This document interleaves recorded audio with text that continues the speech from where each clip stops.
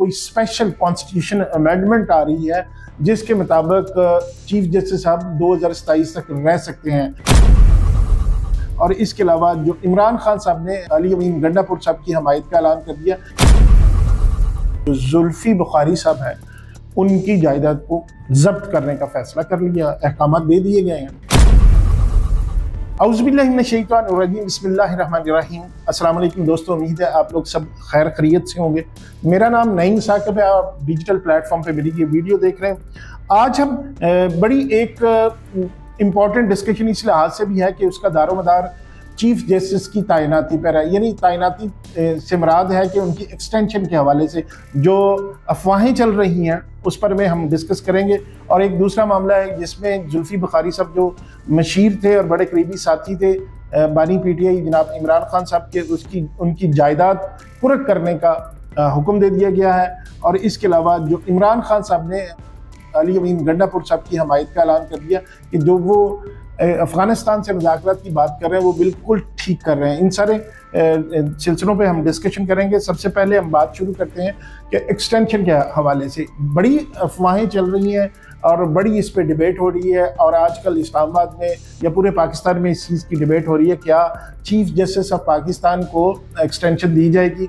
तो इस पे चीफ जस्टिस ऑफ पाकिस्तान पहले ही कह चुके हैं कि वो एक्सटेंशन नहीं लेंगे और हुकूमत भी इसका बार बार इजहार कर चुकी है, वो किसी एक फ़र्द वाहिद के लिए एक्सटेंशन का मामला नहीं करने जा रही। लेकिन ये जो बात चल रही है कि कोई स्पेशल कॉन्स्टिट्यूशन अमेंडमेंट आ रही है जिसके मुताबिक चीफ जस्टिस साहब 2027 तक रह सकते हैं, वो इस तरह के कॉन्स्टिट्यूशन अमेंडमेंट ये की जा रही है कि उनकी जो रिटायरमेंट की जज साहबान की मुद्दत है उसको बढ़ाया जा रहा है।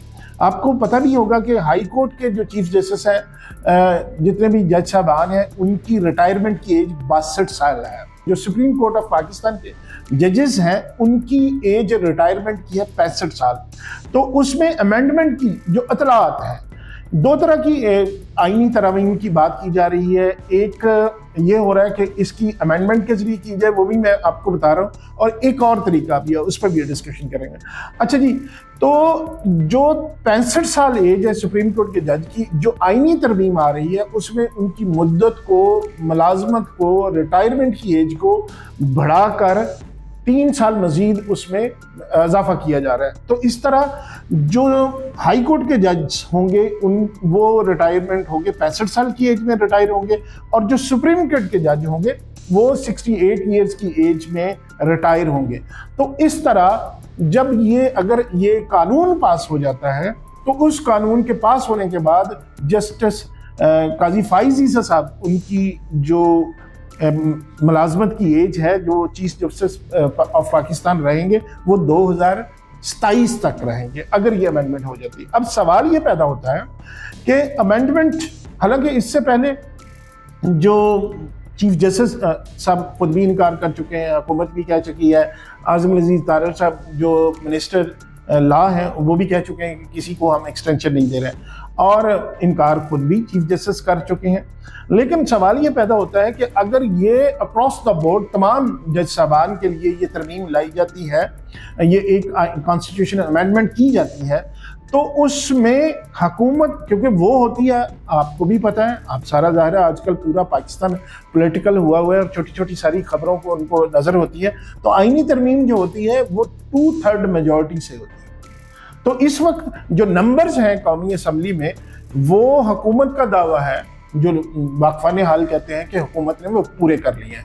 वो किस तरह के कुछ जो पीटीआई के अरकान कौमी असम्बली है वो इस तरमीम के हक में वोट देने के लिए तैयार है, ये कहा जा रहा है।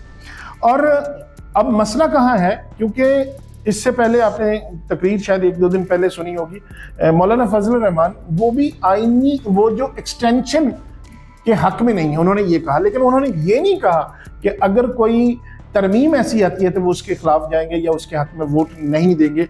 और इसलिए ये मतलब कहा जा सकता है कि शायद वो मौलाना फजल रहमान साहब हैं, ये गवर्नमेंट की अगर ये तरमीम आती है तो उसके हक में ये वोट दें। अगर मौलाना साहब ये वोट इनके हक में देते हैं तो फिर नंबर्स पूरे होने के कौमी असम्बली में हुकूमती जमातों के चांसेस हैं। अब सवाल ये पैदा होता है कि तरमीम कौमी असम्बली से मतलब वो उसके हक में 2/3 मेजॉरिटी आ भी जाती है, वोटिंग हो जाती है और हुकूमत उसको मतलब कामयाब भी कर लेती है, तो सेनेट में अब मसला अटका हुआ है। सेनेट में 2-3 नंबर्स का प्रॉब्लम चल रहा है, फ़र्क है, और उसके लिए कहा जा रहा है कि शायद हुकूमत उसको भी पूरा कर लेगी। अब एक और भी इसमें सवाल पैदा होता है कि पीटीआई के क्या जो अरकान हैं इस आईनी तरमीम के हक में वोट देंगे वो कौन से होंगे, और वो क्या इतना हौसला कर सकते हैं, इतनी मतलब उनमें जुर्रत है कि वो इमरान खान साहब के खिलाफ जाएं। क्योंकि आपको पता है कि पीटीआई के जितना भी रिएक्शन सोशल मीडिया पे उन पे आता है और जो जिस तरह तो उनकी ट्रोलिंग की जाती है, जो इमरान खान साहब के खिलाफ की मतलब हदायत के खिलाफ भी कोई बात कर लें, तो शायद ये सियासत है और बड़ा बेरहम खेल होता है, इसमें कोई पता नहीं होता कि कौन क्या कर जाए। हो तो ये भी सकता है कि खुद इसकी इजाज़त इमरान खान साहब ही दे दे, मतलब पॉसिबिलिटी है। क्योंकि मुझे और आपको इन चीज़ों का इस तरह अदराक नहीं होता जिस तरह सियासतदान सोचते हैं, और सियासतदान हमेशा मैं कहता हूँ कि अपने मफाद की सोचते हैं, और ये भी हो सकता है कि मुल्क के वसी तर मफाद में ये सारे लोग इकट्ठे होकर इस तरमीम को कामयाब करवा दें। एक दूसरी भी बाज़गश्त सुनाई दे रही है इस्लामाबाद के शहर में कि एक और तरह की एक तरमीम की जा रही है आइन में कि जो सिलेक्शन का तरीका, पहले तो ये है ना कि जितना जो भी मोस्ट सीनियर जज होता है सुप्रीम कोर्ट का वो चीफ जस्टिस ऑफ पाकिस्तान बनता है, लेकिन अब कुछ ऐसा भी करने का प्रोग्राम बन रहा है कि जिस तरह शायद फौज में होता है कि 2-4-5 सीनियर तरीन जजेस होते हैं, उनके नाम भिजवाए जाते हैं, फिर वो एक कमेटी उस पर फैसला करती है।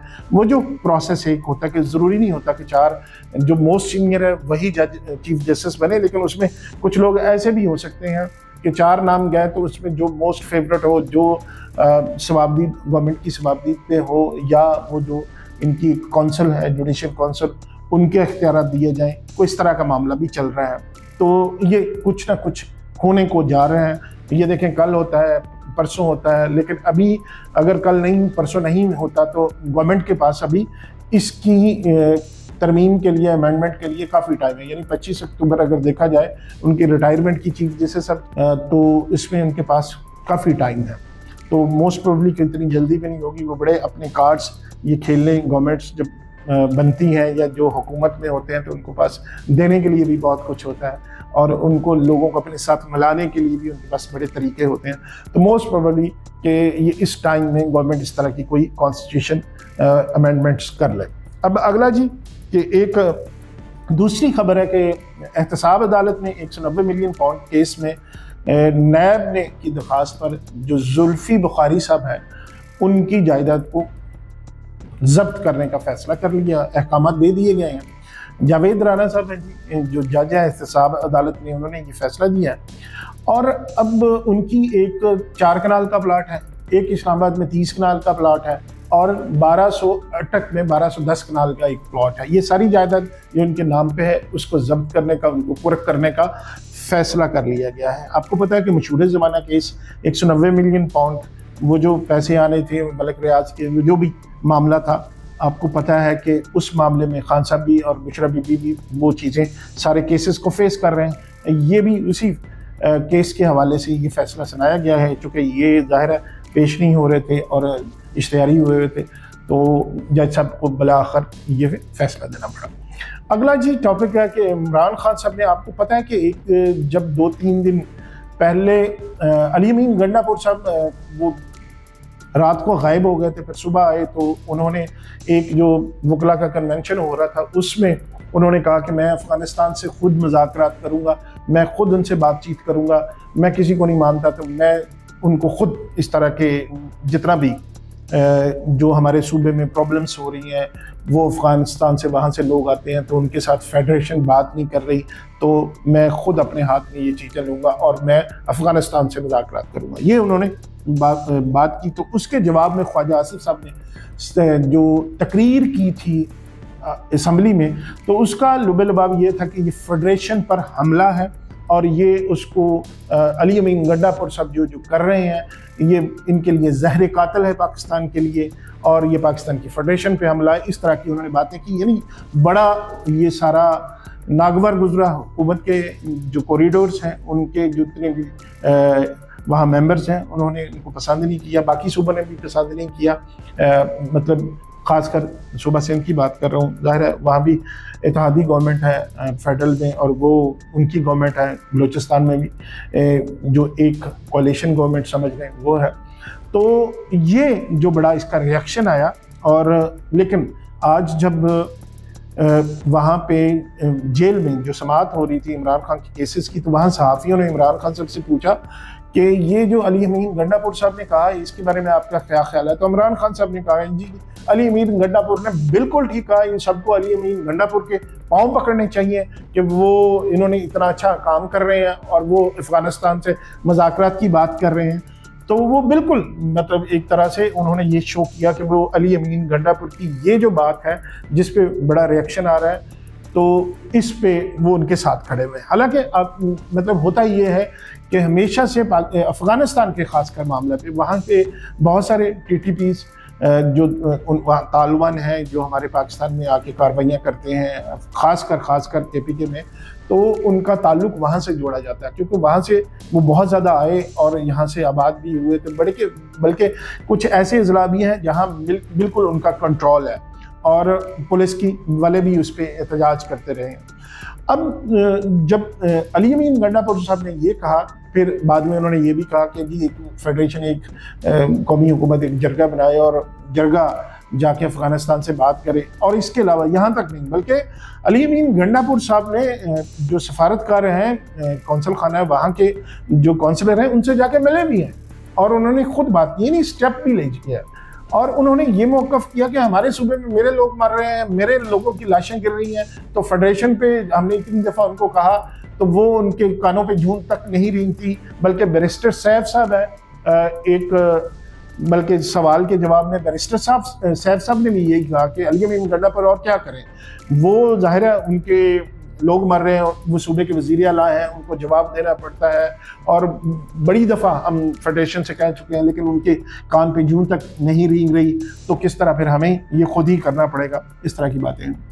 हालांकि ये होता है कि हमेशा से ख़ासकर अफ़गानिस्तान की जो पॉलिसी है उनके साथ मुज़ाकरात और उनके साथ जो डील है वो हमेशा इस्टेब्लिशमेंट ही पाकिस्तान की करती रही है। आपने ये भी देखा कि फैज़ अमीन साहब एक बड़ी उनकी वायरल तस्वीर हुई थी जहां वो चाय का कप था उनके हाथ में, तो वो अफ़गानिस्तान में जब काबुल का अफ़गानिस्तान में टेक ओवर ये इन्होंने तालिबान ने टेक ओवर किया था तो वहाँ वो पहुँचे हुए थे, तो वो वहाँ बड़े खुश व खुर्रम एक बड़ा अच्छा माहौल था। तो ये हमेशा से होता है। तो इस दफ़ा ये जो अली अमीन गंडापुर साहब ने कहा तो उसका रिएक्शन काफ़ी आया। तो अब देखते हैं कि आईनी तरमीम के हवाले से और अफ़गान पॉलिसी के हवाले से क्या होता है, ये तो आने वाला वक्त ही बताएगा। अब तक के लिए इतना ही, इंशाल्लाह अगली वीडियो में फिर हाज़िर होंगे। खुदा हाफ़िज़।